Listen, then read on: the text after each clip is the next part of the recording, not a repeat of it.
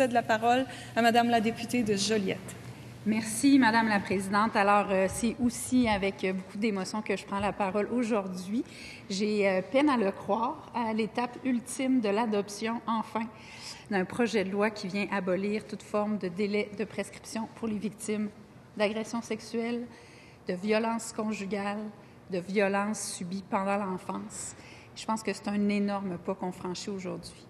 Je veux juste commencer en faisant une petite aparté, parce que des fois, notre vie d'élu, elle est un peu surréaliste. Et on vit des tensions très difficiles et de la collaboration extraordinaire en même temps, dans la même journée, dans la même semaine. Et je trouve que c'est tout à notre honneur quand on est capable de faire ça et de faire la part des choses, malgré que ça peut être parfois difficile. Et je vous vois, Madame la Présidente, et je me souviens qu'on a travaillé ensemble sur un autre dossier de grande collaboration qui s'appelait « Mourir dans la dignité », et c'était la même chose. Il y avait parfois ici des tensions hallucinantes. On était dans un contexte où les oppositions demandaient avec insistance la mise en place d'une commission d'enquête, la commission Charbonneau. Et quand on fermait la porte pour travailler sur notre dossier des soins de fin de vie, on avançait tout le monde ensemble en pensant uniquement à l'intérêt supérieur des Québécois et des Québécoises. Et j'ai le sentiment qu'aujourd'hui, c'est la même chose qu'on est capable de faire avec toute la maturité de ma vis-à-vis, ma collègue, la ministre de la Justice, et de mes deux autres collègues de l'opposition. Alors, je voulais juste le souligner parce qu'effectivement, des fois, les gens se posent beaucoup de questions sur notre travail, mais je veux leur dire qu'on prend notre travail très au sérieux puis qu'on regarde les choses une à une et qu'on a cette capacité-là de le faire. Puis je pense que ça devrait les réjouir puis peut-être leur redonner un petit peu confiance en nous, du moins, je l'espère. Donc, un très beau moment parce que ça a été une course à obstacles d'arriver où on en est aujourd'hui, surtout pour les victimes. Parce qu'aujourd'hui, on a beau être très heureux d'être contents ensemble, mais c'est vraiment les victimes qui sont les responsables de l'aboutissement aujourd'hui de ce dossier-là. Des hommes et des femmes extrêmement fortes et forts qui ont porté ce combat-là à bout de bras au fil des années, année après année, qui n'ont jamais lâché. Et on le sait, je pense qu'on doit le reconnaître, c'est grâce à ces personnes-là qu'aujourd'hui, on a évolué dans le sens où on a évolué comme Assemblée nationale, malgré toutes les embûches juridiques que des juristes ont pu soulever au fil du temps sur cet enjeu-là, en droit civil, de la rétroactivité, de l'imprescriptibilité. On y est arrivé parce que ces gens-là ont transformé leur souffrance pour en faire quelque chose de plus grand qu'eux et de transformer ça en quelque chose de bien, pour que leur combat n'ait pas à être refait encore et encore par d'autres victimes, malheureusement, qui continuent de vivre des traumatismes. Donc, aujourd'hui, je veux leur rendre hommage à tous ces gens-là qui n'ont jamais lâché, qui nous ont appelés, qui nous ont écrit, qui sont venus nous rencontrer, qui se sont mobilisés publiquement, qui ont trouvé des moyens, malgré toutes les souffrances et les traumatismes qu'ils vivaient, d'aller puiser cette force-là.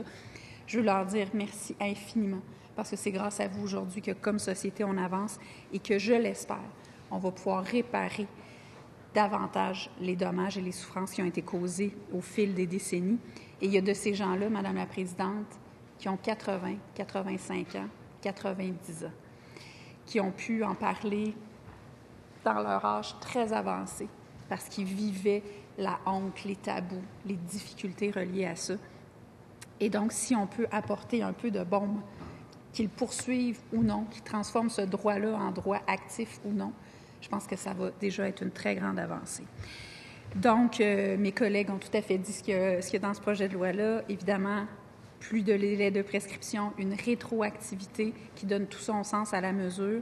Et oui, la possibilité de formuler des excuses, de faciliter la formulation d'excuses qui peuvent être un élément de réparation très important pour pouvoir avancer.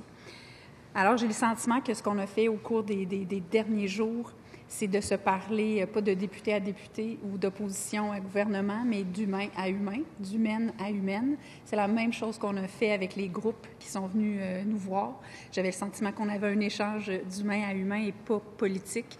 Ça fait vraiment du bien quand on est capable de se rendre à ce niveau-là dans notre travail. Donc, une course à obstacles, oui, mais on les a franchis un par un, puis une course à relais, parce que chacun à notre façon, autant la ministre qui culmine avec le parcours et qui a le mérite d'avoir fait aboutir cette grande réforme, que son collègue, le leader, qui en a fait un combat personnel important quand il était dans l'opposition, puis qui a fait avancer son parti, puis l'Assemblée nationale là-dessus, que ma collègue de Sherbrooke a déposé un propre projet de loi, que nous qui avons fait des motions avec une date butoir, on apprend au fil du temps, des fois ça aide, les échéanciers, et ma collègue de Marguerite Bourgeois qui a fait évoluer aussi sa formation politique puis qui a dit « on fonce ». Donc, c'est rassurant de voir qu'on peut faire ça. Et en terminant, je remercie tous les collègues. Je remercie aussi les collègues de Chapleau et des Plaines qui étaient avec nous pendant les auditions et le travail d'études détaillées aussi.